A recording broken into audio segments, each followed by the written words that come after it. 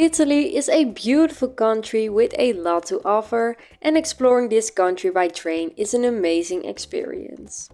After my train journey through Switzerland, I also wanted to experience train travel through Italy.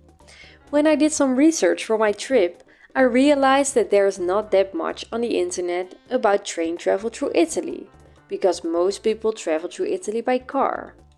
I think that train travel in Italy is overlooked by a lot of people. That's why I will tell you about how I traveled through Italy by train to help you while planning your trip. Hello travelers and welcome to my channel. My name is Gwen and I make videos about traveling and specifically traveling by train.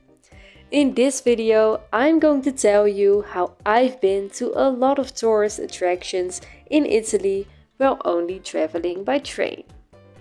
Let's get into it. Don't worry, the Switzerland videos will be back, but now it is starting to get sunnier outside. The journey started in the Netherlands. Yes, you heard that right. I made the entire journey to Italy by train. In this video, I will only focus on the trains in Italy because not all viewers are Dutch, but you can find the entire trip I made to and through Italy with all the details in the description below. Once I was in Italy, it was already day 2 of traveling for me. My travel destination of that day was Rome. From Milano Central, I took the train to Roma Termini at 11:25 am.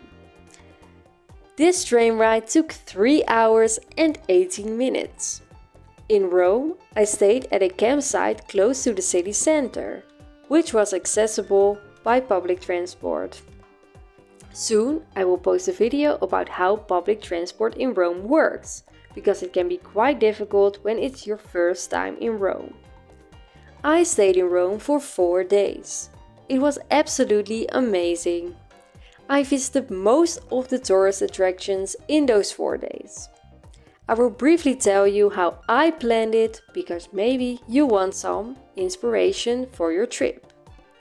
All the tourist attractions that I visited on one day are within walking distance of each other, so you don't have to take the metro very often.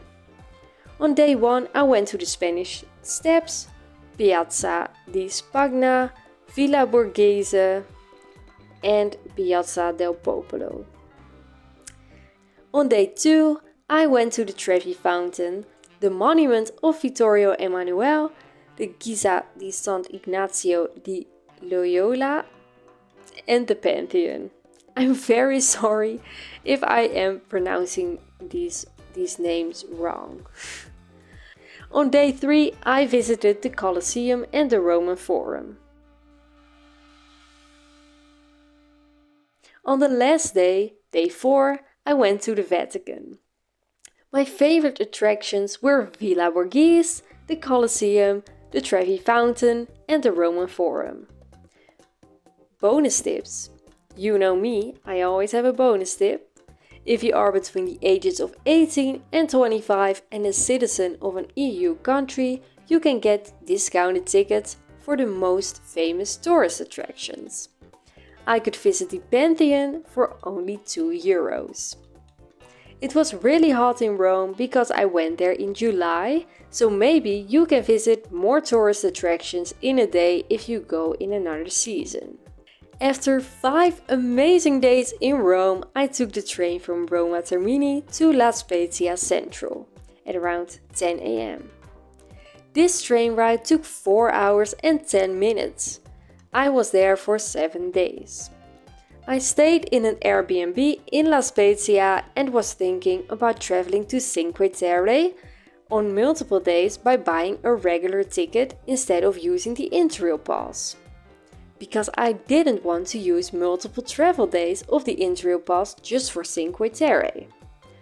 I was really shocked by the prices of a regular ticket because they were so expensive.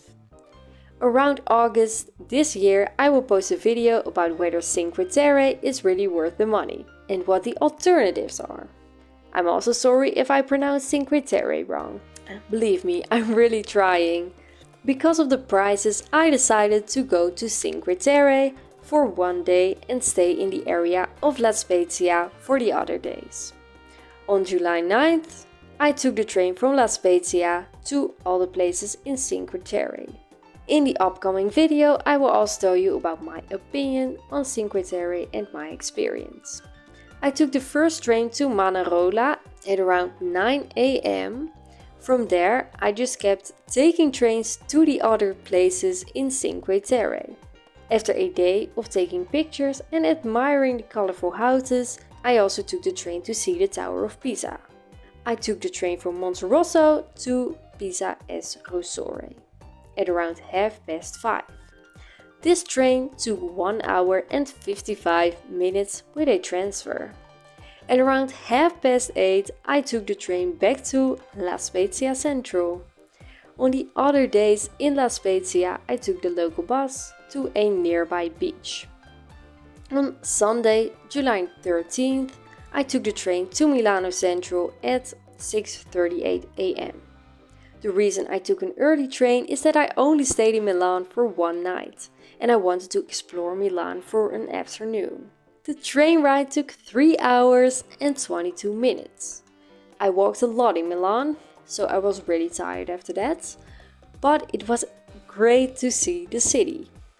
The next day I went to Frankfurt on Main and stayed there for another night. After that I went home. This is how I traveled through Italy by train. I hope you find this information helpful. If you did, don't forget to leave a like and subscribe to my channel. If you have any further questions, you can leave them in the comments below. Up next, you can watch another video from my channel which YouTube recommends to you. This video is on the left. Or you can watch more videos about train travel in Switzerland by clicking on the playlist on the right. Have a great trip!